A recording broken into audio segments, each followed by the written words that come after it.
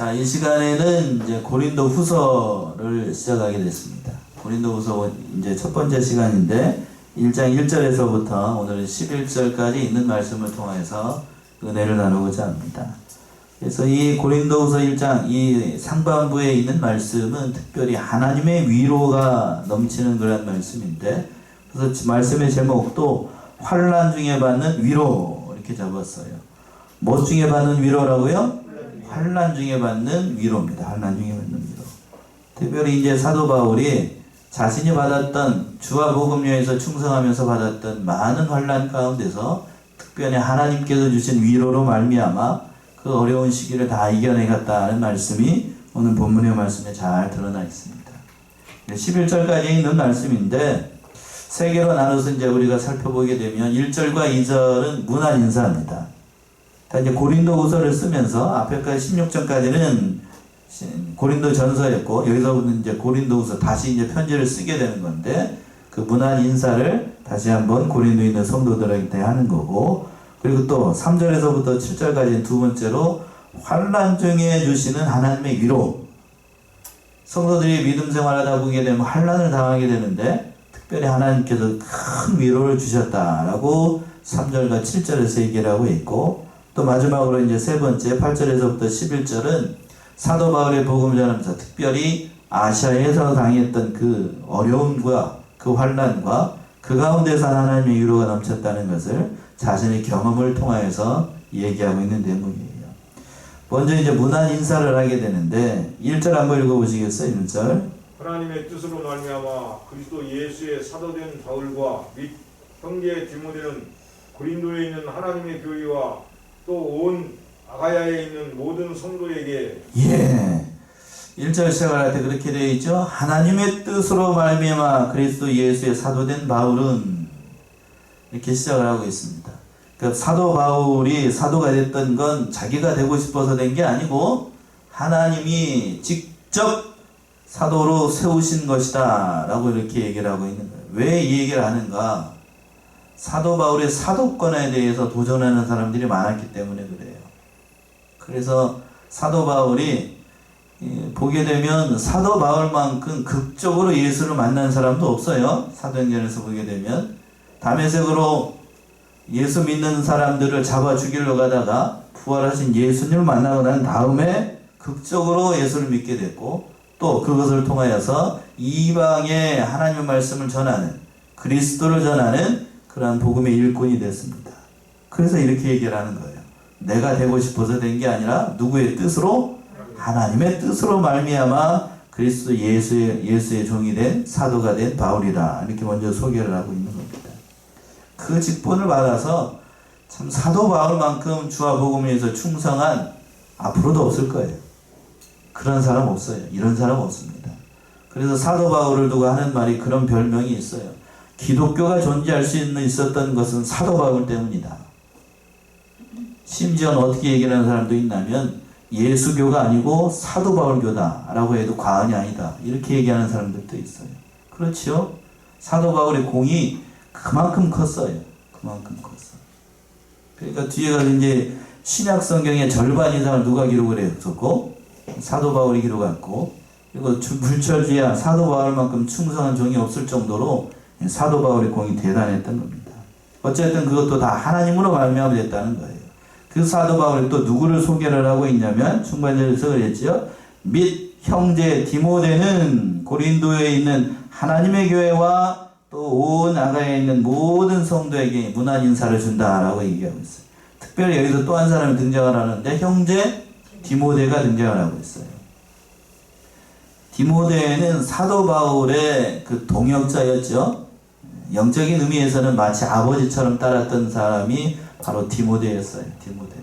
디모데가 사도 바울을 아버지와 같이 여기면서, 그리고 또 사랑하는 아들이라고 표현하는 내용도 있고, 그러니까 사도 바울이 이 사랑하는 믿음의 아들 디모데를 볼 때마다 여러 가지로 얘기를 했었는데, 특별히 이 본문의 말씀에서 시작할 때 디모데를 얘기하고 있는 이유가 뭐냐면, 그 사도 바울이 사정이 생겨서 직접 이 고린도 교회에 가지 못하니까 대타로 누구를 보냈냐면, 누구를 보냈어요? 디모데를 보냈습니다. 근데 디모데를 고린도에 보냈는데 디모데가 고린도 교회 가가지고 사역을 잘했을까요? 예, 이 얘기를 하고 있는 이유가 있죠. 그가 나이가 어리고 또 연소하기 때문에 그 디모데를 우습게 보고 사도 바울에게 했던 것만큼 디모데에게 충성하지 않았어요. 그러니까 여기서 이렇게 얘기를 하는 거예요.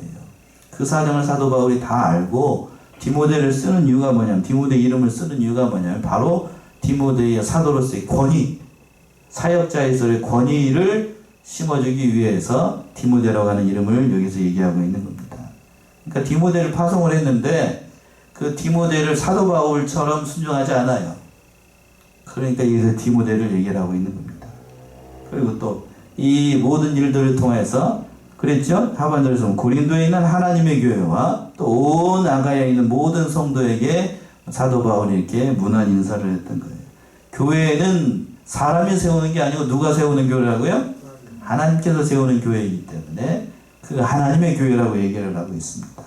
또 2절 보시면 이렇게 얘기하고 있네요. 2절 보시면 하나님 우리 아버지와 주 예수 그리스도로 쫓아 은혜와 평안이 있기를 원하노라.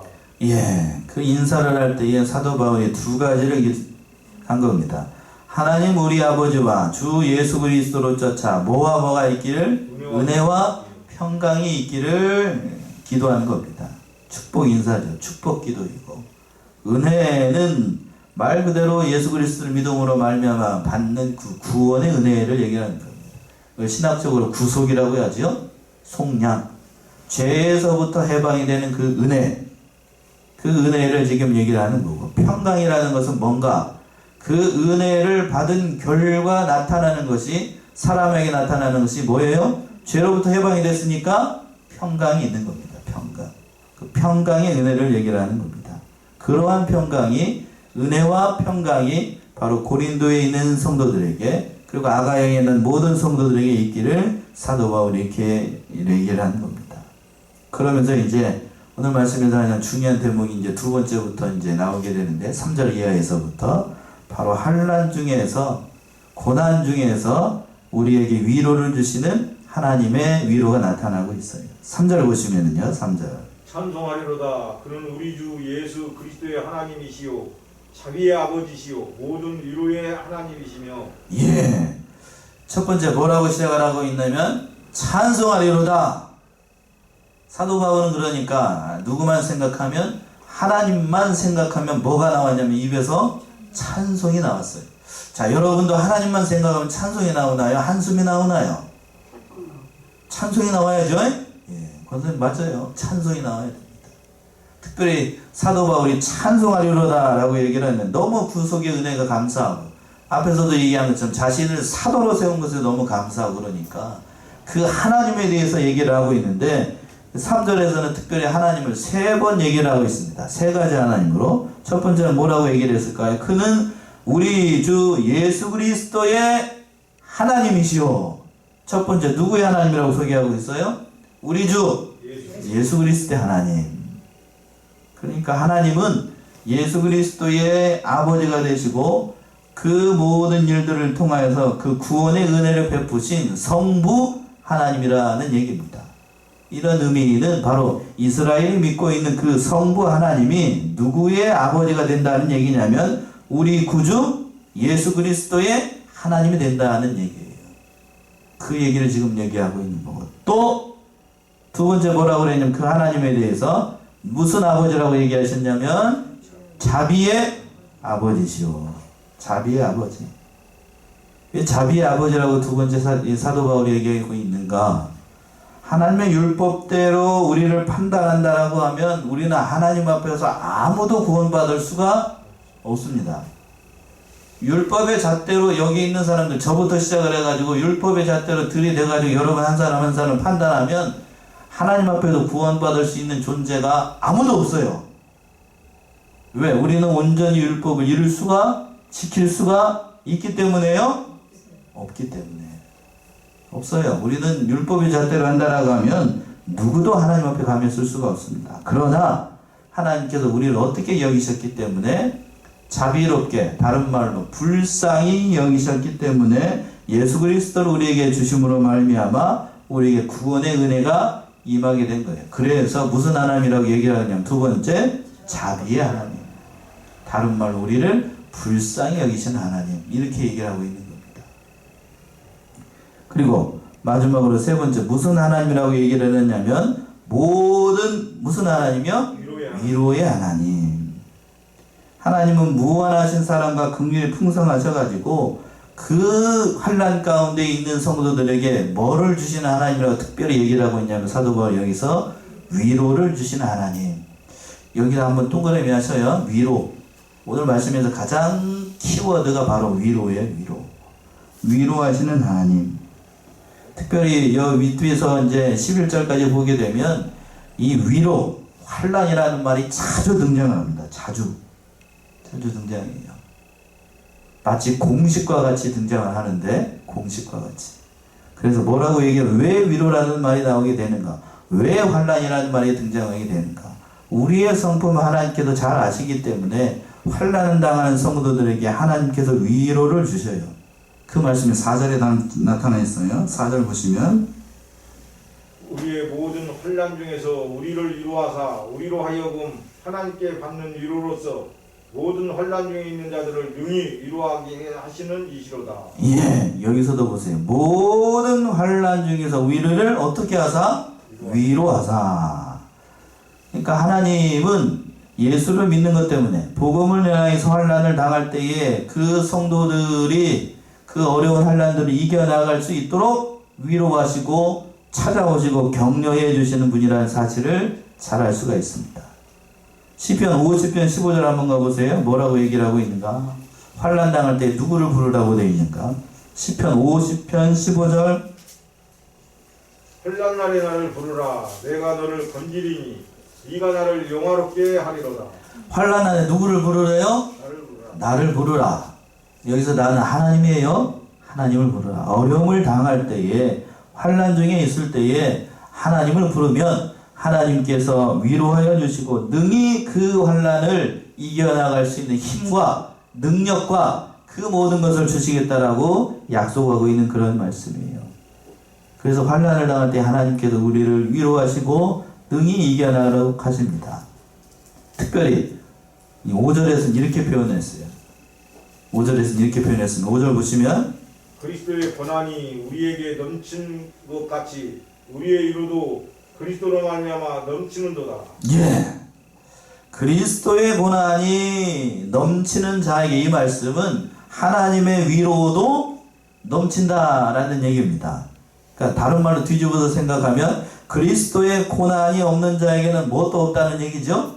하나님의 위로도 없어요. 그러니까 환난과 위로는 뗄래야 뗄 수가 있어요, 없어요? 없어요. 환난이 있는 자에게 뭐가 있는 거고 하나님의 위로가 있는 거고, 하나님의 위로가 있는 자에게 뭐가 또 따라오고 고난이 따라와요. 환난이 따라와요. 예, 참으로 그런 겁니다. 그래서 그렇다라고 하면 그리스도의 고난이라고 하는 것은 뭔가? 그리스도의 고난 세 가지 의미가 담겨 있습니다. 소극적인 의미, 적극적인 의미, 그리고 더 영적인 의미가 담겨 있는데, 첫 번째는 우리 쉽게 얘기하면, 목사님 좀 어렵게 얘기를 하셨던데, 예수를 믿기 때문에 당하는 고난이에요. 이건 소극적인 의미입니다. 저와 여러분들이 누구를 믿기 때문에 당해요? 예수를 믿기 때문에 뭘 당해요? 고난을 당합니다. 우리는 세상 그 믿음이 연약한 사람들은 그렇게 얘기해요. 예수 믿으면 못 받습니다. 얘기하냐면 복 받습니다. 그거 아니에요. 예수 믿으면 뭐 받는다고요? 고난 당해요. 고난 믿고로 뭐라는 얘기냐면 그게 곧 복이라는 얘기입니다. 사도 바울은 그 얘기를 하고 싶은 거예요. 그 얘기를 하고 싶습니다.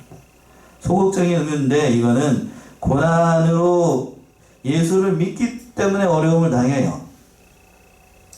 예수를 믿기 때문에 어떠한 고난들을 받게 될까? 전에는 예수를 믿지 않을 때에는 죄가 아니었던 것이 죄로 발견되게 됩니다. 그렇죠? 죄가 아니었던 것이 죄로 발견이 돼요. 전에는 양심 쓰지 않고 주의를 안 지키는 것도 그것도 다 죄로 발견돼요. 그러니까 소극적인 의미죠. 소극적인 의미. 다 죄가 됩니다. 전에는 예수를 몰랐을 때에는 죄가 아니었던 것이 예수 믿는 생활, 예수를 믿으려고 하니까 다 죄가 돼요. 그래서 어려움이 있어요. 예수 믿으면 그러니까 당연히 뭐가 따라온다고요? 고난이 따라와요. 예수를 잘 믿으면 잘 믿으려고 할수록 뭐가 따라올까요? 고난이 더 따라옵니다. 고난이 더 많이 따라와요. 단적인 예를 들어서, 이런 예를 들어서 좀 죄송합니다만, 자, 목사로 부름을 받았다라고 하면 평신도 때보다도 고난이 더 많을까요? 적을까요? 그건 동의하시나요? 제가 이 자리에 쓰려고 하면, 수요 예배 시간 이 자리에 쓰려고 하면 대충 쓸까요? 아니면 하루 종일 고민하고 이 자리에 쓸까요? 후자지요? 그건 이해가 되시죠? 저를 나타내려고 하는 게 아니라, 예수를 믿는다라고 하면 더 많은 고난이 찾아오게 된다는 얘기입니다. 소극적인 의미야. 두 번째는 적극적인 의미로 그리스도를 믿기 때문에, 그리스도를 위해서 고난을 당하는 거예요. 그리스도를 믿기 때문에, 그리스도를 위하여서, 적극적인 의미인데 바로 예수님이 하나님을 믿기 때문에 고난을 당합니다. 오늘 본문의 말씀에서 보게 되면 바로 사도 바울이 예수님을 믿기 때문에 예수님을 위해서 고난을 당하는 거예요. 적극적인 의미죠. 앞에서 예수님을 믿기 때문에 당한다라는, 고난을 받는다라는 것은 예수 믿기 때문에 어려움 당할 수도 있는데 그걸 그냥 인상 찌푸리면서 당하는데, 그러나 사도 바울은 적극적인 의미로 예수를 믿기 때문에 예수를 위해서 내가 고난을 짊어지고 가겠다. 그 예수님을 위해서 이제 사도 바울이 그렇게 고난을 적극적으로 나아가면서 그 전도하는 일을 잘 했던 겁니다. 그러니까 이 본문의 말씀 이제 뒤에 가서 보게 되는데, 사도 바울만큼 주와 복음을 위해서 충성했던 사람 없다라고 얘기 말씀드렸잖아요.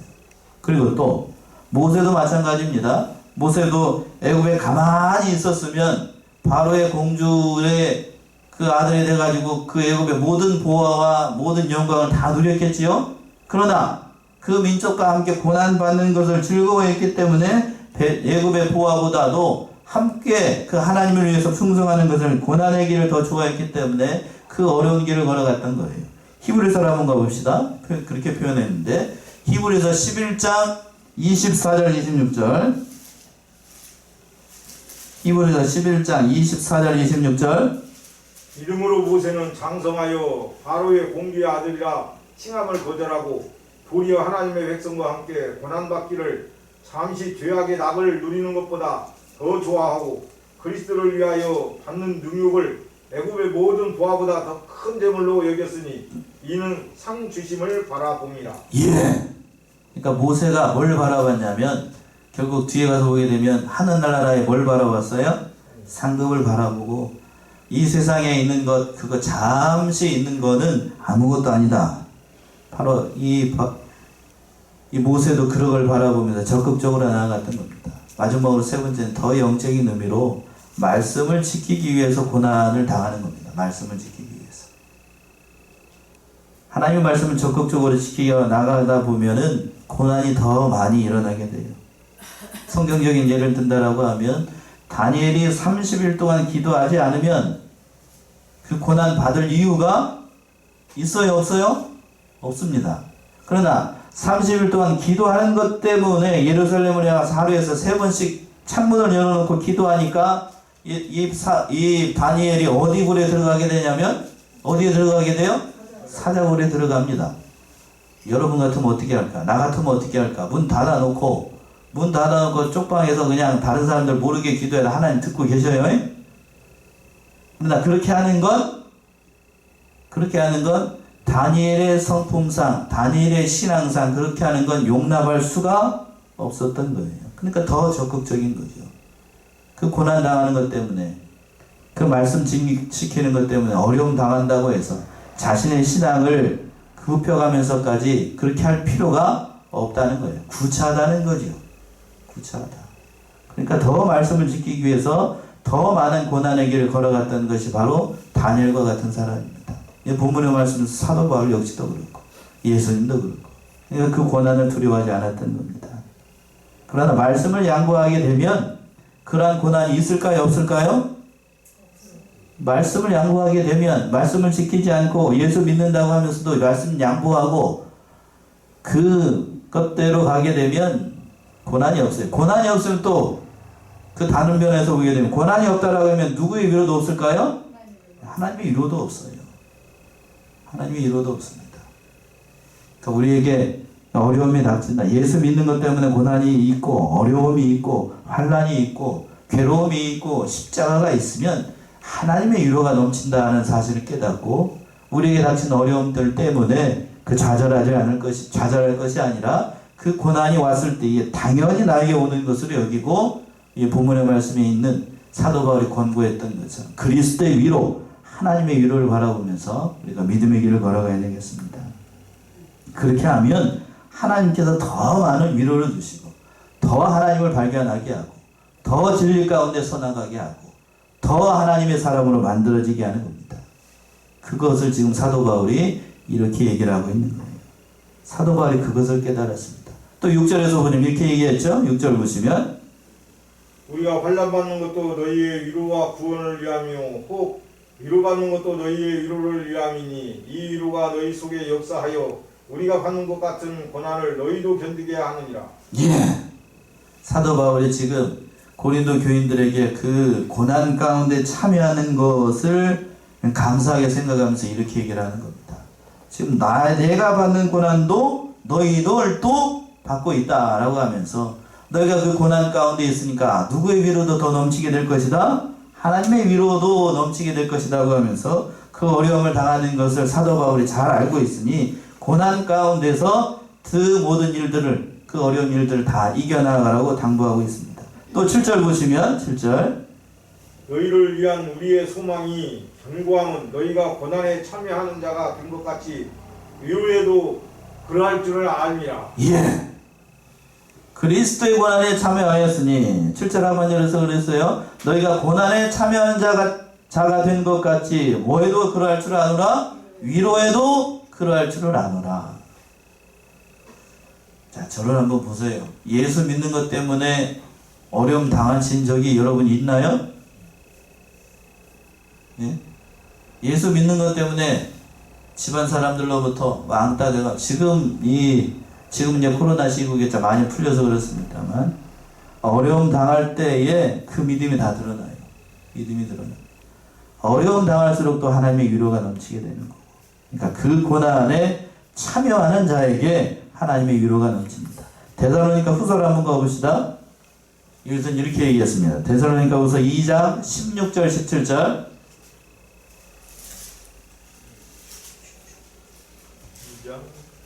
데살로니가 후서 2장 16절에서부터 17절 우리 주 예수 그리스도와 우리를 사랑하시고 영원한 위로와 좋은 소망을 은혜로 주신 하나님 우리 아버지께서 너희 마음을 위로하시고 모든 선한 일과 말에 굳게 하시기를 원하노라. 예. 우리 주 예수 그리스도와 우리를 사랑하시고 영원한 위로와 좋은 소망을 은혜로 주신 하나님 우리 아버지께서 너희 마음을 어떻게 하시고 위로하시고 모든 선한 일과 말에 굳게 하시기를 원하노라. 그러니까 여기서도 하나님의 위로가 넘친다라고 얘기하고 있어요. 그러니까 우리가 예수 믿기 때문에 어려움 당할 때에 사람의 위로는 그렇게 오래가지 않습니다. 사람의 위로. 그러나 하나님의 위로가 넘치게 되면 그 어려움들을 다 이겨나갈 수 있었어요. 그 자신이 경험한 바를 마지막 8절에서부터 11절까지 바로 아시아에서 당했던 그 어려운 현실들을 사도 바울이 예를 들어서 사람을 바라볼 것이 아니라 바로 하나님의 위로를 바라보고 하나님만을 바라보며 믿음으로 나아가야 된다. 자신의 경험을 통해서 얘기하고 있어요. 8절 한번 보세요. 8절 형제들아 우리가 아시아에서 당한 환난을 너희가 알지 못하기를 원치 아니하노니 힘에 지나도록 심한 고생을 받아 살 소망까지 끊어지고. 예. 바울이 아시아에서 복음을 전하다가 그 환난을 받았는데 무슨 소망까지 끊어질 환난이요? 살 소망까지 끊어지는 극도의 환난을 당했습니다. 아무리 그래도 여러분 보세요. 아무리 그래도 예수를 믿기 때문에 우리가 살 소망까지 끊어지는 그런 환난을 당하시나요? 그 정도까지는 아니에요. 그 정도까지는 아닙니다. 그 정도까지는 아니에요. 그러나 사도 바울이나 그때 당시 1세기 초대교회 때의 수많은 성도들은 무슨 소망까지 끊어지는 그런 고난을 당했냐면 살소망까지 끊어져요. 예수 믿는다라고 얘기하면 사자의 밥이 되고 화형을 당하고 그런 때에 예수를 믿었어요. 그러나 우리는 예수 믿는다고 얘기를 할 때에 화형을 당하거나 사자의 밥이 되지는 않잖아요. 예? 그래요? 비록 왕따는 당할지 몰라도 1세기 기독교인들처럼 초대교회 교인들처럼 그런 환난을 당하는 건 아니에요. 참 어떤 의미에서 보게 되면 우리는 너무나도 믿기 좋은 환경 가운데 있다 보니까 예수 믿는 것이 얼마나 큰 은혜이고 얼마나 큰 위로가 넘치는 일인지를 잘 모르고 있어요. 피부에 잘 안 와닿아요. 잘 안 와닿아. 그러니까 사도 바울이 이 말씀이 우리의 마음 가운데 잘 와닿을 때가 많습니다. 그러나 예수 때문에 눈물을 흘리고 믿는 것 때문에 고난을 당해본 사람들은 이 하나님의 위로, 그리스도 때문에 당하는 고난 때문에 위로를 받는 사람이 이 말씀의 의미를 깨달을 수 있었어요. 그래서 사도 바울이 또 9절을 같이 얘기합니다. 9절 보시면 우리 마음에 사형 선고를 받은 줄 알았으니 이는 우리로 자기를 의뢰하지 말고 오직 죽은 자를 다시 살리시는 하나님만 의뢰하게 하십니다. 예, 하반절에서 그랬습니다. 이는 우리로 자기를 의뢰하지 말고 오직 죽은 자를 다시 살리시는 누구만 의뢰하게 함이라? 하나님만 의뢰하게 합니다. 사도 바울도 자신의 경험을 통하여서 아시아에서 극도의 환난을 당했습니다. 여기서 아시아는 우리가 살고 있는 아시아가 아니고 터키를 비롯한 그 소아시아 지방을 얘기를 해요. 그 은장색이 나와가지고 사도 바울을 죽이려고 애말을 했었고, 사도 바울을 죽이지 않으면 음식을 먹지 않겠다라고 하는 사람들도 나타났었고, 자객들이 나와가지고 그냥 사도 바울을 못 죽이면서 안달이었던 때가 얼마나 많았는지 알 수가 없었어요. 그러한 살소문까지 끊어지는 그러한 극도의 환난 가운데서도 사도 바울이 깨달은 진리가 뭐냐면 너를 의지하지 않고 누구만 의지하게 하기 위해서 하나님만 바라보도록 하기란 사실을 사도 바울이 깨달았습니다. 성도가 하나님 위에 다른 것을 의지하게 되면 하나님께서 기뻐하지 않아요. 그걸 사도 바울이 몸소 자신의 삶을 통하여서 깨닫게 됐던 겁니다. 자, 이사야를 한번 가봅시다. 이사야 3장 1절에서부터 3절. 이사야 3장 1절에서부터 3절.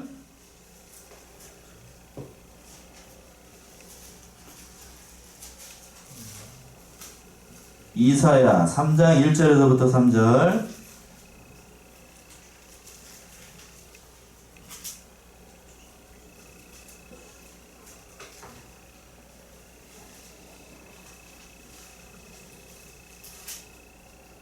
보라, 주 만군의 여호와께서 예루살렘과 유다에 의뢰하며 의지하는 것을 제하여 버리시되 곧 그 의뢰하는 모든 양식과 그 의뢰하는 모든 물과 용사와 전사와 재판관과 선지자와 복술자와 장로와 50부장과 귀인과 모사와 공교한 장인과 능란한 묘술자를 그리하실 것이며. 예. 자, 이 말씀은 이스라엘 백성들, 그 유다의 백성들, 예루살렘에 있는 백성들이 의지하는 대상들을 다 하나님께서 어떻게 해버리겠다는 얘기냐면 다 제해버리겠다. 다 없애버리겠다는 얘기예요. 그들이 뭘 의지하고 있는데요? 그 하반절에 있잖아요. 2절 하반절에서. 의뢰하는 모든 양식, 의뢰하는 모든 물, 용사, 전사, 재판관, 선지자, 복술자, 장로, 50부장, 뒤에 더 나와요. 그 모든 것들을 하나님께서 다 어떻게 해버렸다는 얘기예요? 다 쓸어버리겠다.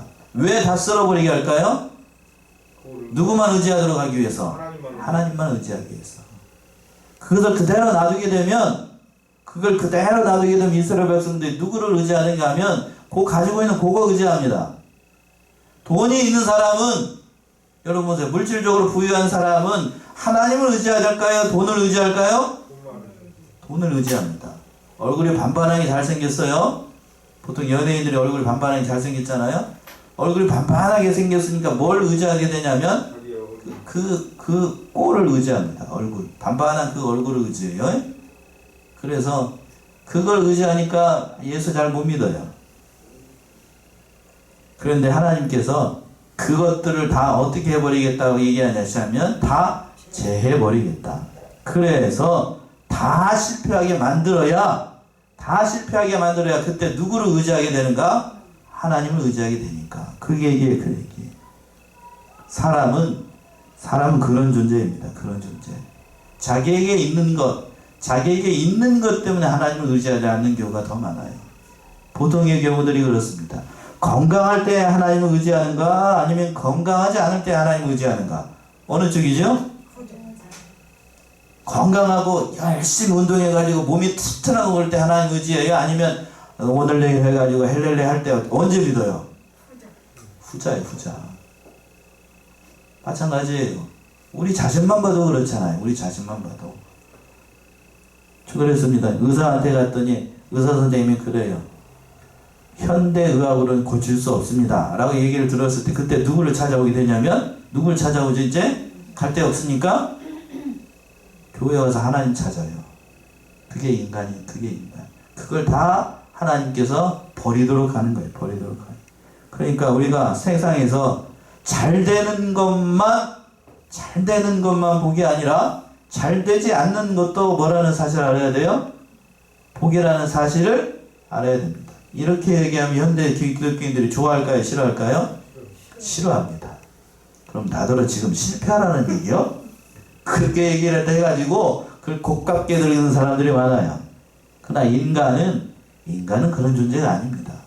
잘 나갈 때, 형통할 때, 그럴 때 하나님을 잘 믿는가? 아니면 자기가 못났을 때, 외롭고 힘들고 어려울 때 하나님을 믿었는가? 잘 나갈 때도 믿음 좋은 사람들도 간혹 있지만, 그러나 그 믿음의 정도, 믿음의 깊이에 있어서는 어느 때 믿는 게 더 순수한 믿음이었는가? 자기 자신을 돌아보면 알지요. 어느 때 믿는 믿음이 순수했는가? 괴롭고 힘들고 어려운 일이 많았을 때 하나님을 찾았던 것이 더 간절했습니다. 여러분들 경험해 보셨나요? 그럴 때 하나님을 진심으로 찾아요. 진심으로 찾습니다. 그때 하나님을 만나게 되고, 그때 하나님이 오셔가지고 뭐를 주시냐면 위로해 주셔요. 그 하나님을 경험하게끔 하신다는 얘기입니다. 그래서 10절 보시면 10절 그가 이같이 큰 사망에서 우리를 건지셨고 또 건지시리라. 또한 이후에라도 건지시기를 그를 의지하여 바라노라. 이와 같이 하나님께서 우리를 큰 사망에서 우리를 건지셨던 것, 과거에도 건졌고 지금 현재도 건지고 계시고 앞으로도 건질 걸 바라보면서 사도 바울이 이렇게 얘기하고 있는 거예요. 마지막으로 11절 보시면 11절 너희도 우리를 위하여 간구함으로 도우라. 이는 우리가 많은 사람의 기도로 얻은 은사를 인하여 많은 사람도 우리를 위하여 감사하게 하려 함이라. 예, 사도 바울이 마지막으로 고린도 교회 그 성도들한테 이 얘기를 하면서 하나님의 고난이 찾아오게 되면 너희를 위로해 줄 것이다 라고 하면서 사도 바울이 한 가지 부탁을 했어요. 11절에서 그랬죠. 뭘 부탁을 했냐면 너희도 우리를 위하여 뭘 하여서 도우라? 간구함으로 도우라. 간구는 다른 말로 뭐 하라는 얘기? 우리를 위해서 뭘 해달라는 얘기예요? 기도해라. 우리를 위해서 기도하라. 사도 바울이 뭐 하는 사람이 교육자죠? 주의 종입니다. 이걸 뒤집어서 생각하면 주의 종을 위해서 뭐 하라는 얘기예요? 기도하라는 얘기입니다. 기도로 어떻게 하라고요? 도우라. 그러니까 기도로 도우라. 이 말씀은 사도 바울이 자신의 뭘 위해서 기도하라는 것이 아니고 사도 바울이 하나님께서 하시는 그 일 때문에 사도 바울을 도우라고 얘기를 하고 있는 거예요. 그러니까 가장 중요한 건 기도로 같이 돕습니다. 그걸 내자로 무슨 기도라고 얘기를 하죠? 중보기도. 중보기도의 힘, 그걸 얘기를 하고 있는 거예요. 마지막 한 군데만 찾아보는 말씀 마칠까요? 로마서 15장을 한번 가봅시다. 로마서 15장 30절에서부터 32절. 로마서 15장 30에서 32.